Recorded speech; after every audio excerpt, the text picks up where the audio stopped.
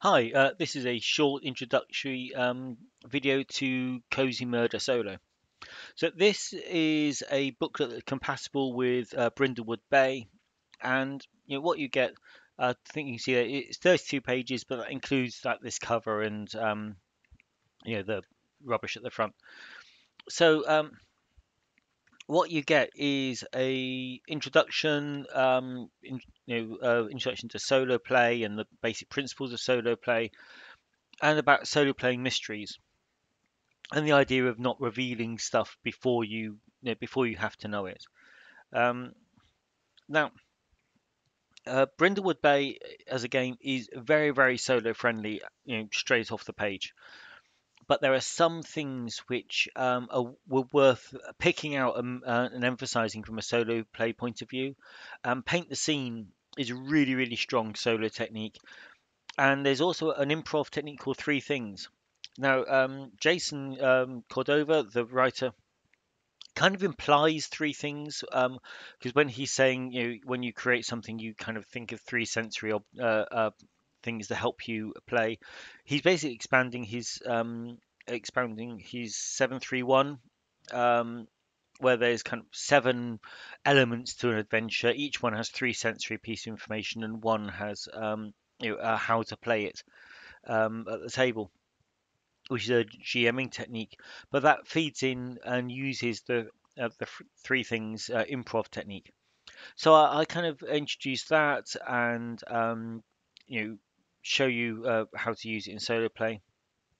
Now there has to be an oracle really for this is a fairly standard apocalypse world engine oracle where six or less is the negative answer, and then you've got these kind of positive but with complications in the middle, and then the really strong positive on a 12 at the top. So that's you nothing particularly special, but it does uh, formulate it here, and I'll give you examples as well and advice on interpreting the answers. Um, the next bit is where we get into the mystery making. Now, I think this is quite funny, the fact that Brindlewood Bay as a game has no random tables in it at all. It's entirely theatre of the mind and it's entirely improvised. And because it's AWE, the GM's not rolling. And yet, when to solo play it, uh, then I'm creating random tables. So there's lots of I use 2d6 or 2 to 12 tables, and I use D66, which is obviously the 2d6 matrix. Um, so the vector is how do your murder mavens become involved, and so you just kind of roll on the table. Then there's the basis of the mystery. It's just a kind of a prompt. So if you put the two together, imagine I just rolled a 7 for both tables. It's a friend asking for assistance about an unexplained murder. So you put the two together, and that kind of uh, gives you the very core basis of it. Now there's a little bit of a complication. So if I rolled a 7 again, it separate the mavens. Now, the idea of separating the mavens is it actually allows you to explore multiple aspects of murder mystery at the same time. You can literally run alternate scenes.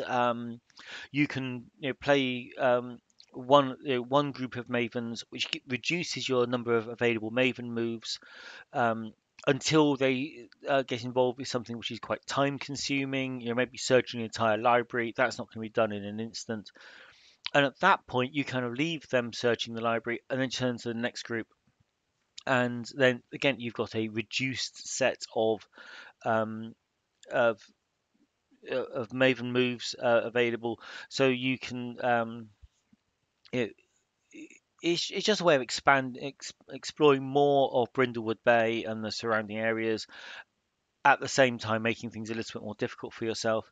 Um, and then we get on to NPCs. So these are three NPCs that I've uh, fished out of the books and the supplied adventures. So obviously, the sheriff is a key figure unless you've arrested him for something else. Janet Flock is the bookstore owner where the Mavens meet, and then Etienne is because obviously it's a bay and the harbour marina comes up. There's a really good source of local information. So you can expand on that list and build it out as you want, especially as you create NPCs, as I do in this. Now, here's the first of the D66 tables, and you get three fields here. So what you would roll is on the first name, family name, and their role. And so if I rolled a 33 each time, you would have Andrew Hill, and who's potentially a sibling of, say, the murder victim. If again, if any thing doesn't fit, you ignore it. You roll separately on every single table. So if I rolled 11, 22, 44, that would be the 11 would give me Chris, the 22 would give me Des Chain, and the 44 would give me a banker. So there's my murder victim.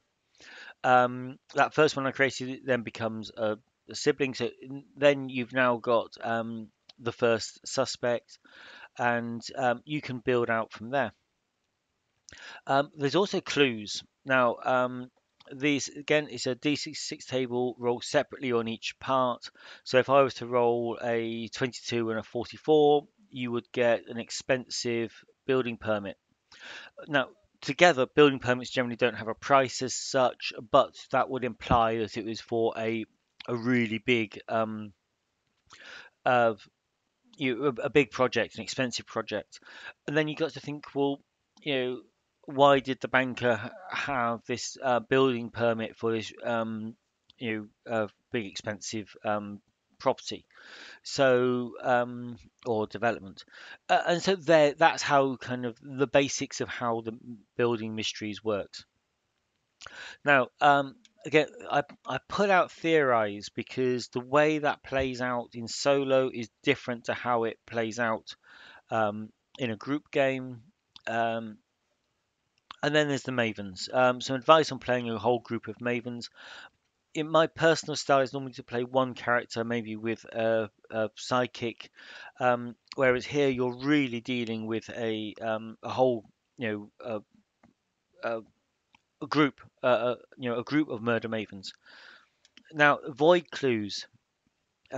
These are obviously an important part of the kind of underlying story. And again, this is a 2 to 6 table, and you roll on multiple columns. So if I was to roll a 6 and an 8, you would get inky. Now you could choose. And now what I found I ended up doing was rolling all four and then picking the bits that fitted.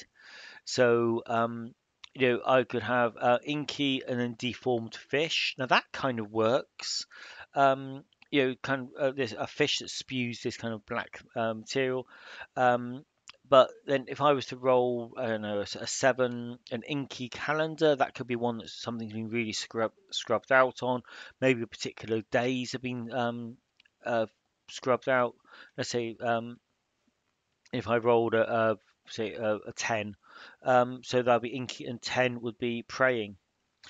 So maybe that's a handwritten prayer with blots all over it, and I can kind of there. I've got these different options, and I could combine the deformed fish and the calendar and the praying to